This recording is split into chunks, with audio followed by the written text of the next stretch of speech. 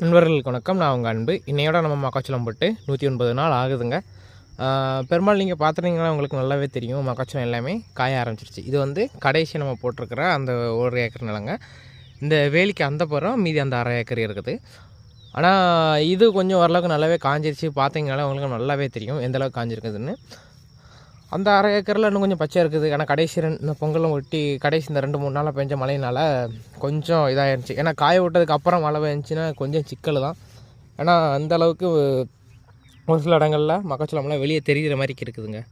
இப்படி இருந்துச்சுன்னா மக்காச்சோளம் முளைக்கிறதுக்கான வாய்ப்புகளும் இருக்குது. அது சரியான விலை கிடைக்காது நமக்கு. பார்ப்போம் எந்த அளவுக்கு இது முடிய போகுது என்ன அதுன்னு. கொஞ்சம் வெயில் நல்லா அடிச்சிருந்துச்சு அப்படின்னா இன்னும் ஒரு 12லேருந்து 15 நாளைக்குள்ளே கண்டிப்பாக நம்ம அறுவடை பண்ணிடலாம். ஆனால் வெயில் அடிக்கும் என்ன ஏது அப்படிங்கிறது தெரியல. ஏன்னா குறைஞ்சது 20 நாளாச்சும் நல்லா காயணும். அப்படி காஞ்சால் மட்டும்தான் மக்காச்சோளம் அறுவடை வந்து நமக்கு சுமூகமாக நடக்கும். இல்லைனா மக்காச்சோளம் உள்ளே போய் சிக்கிறது, தட்டை சிக்கிறது, இல்லை கருதுகள் உடையிறதுன்னு சொல்லி நிறையா பிரச்சனை வரும். இதெல்லாம் சமாளிக்க வேண்டியதாக இருக்கும். சரி என்ன ஏதுன்னு பார்ப்போம். வெயில் அடிக்கும்னு சொல்லி நம்புகிறோம். ஏன்னா இந்த டைமில் வெயில் கண்டிப்பாக அடித்தாகணும். அடித்தா தான் நம்ம கொஞ்சம் இதாக இருக்கும். எப்படி நடக்க என்ன ஏது அப்படிங்கிறத அடுத்தடுத்த வீடியோஸில் பார்ப்போம். வீடியோ பிடிச்சிருந்துச்சுன்னா லைக் பண்ணிட்டு எல்லாருக்கும் ஷேர் பண்ணுங்கள். நன்றி, வணக்கம்.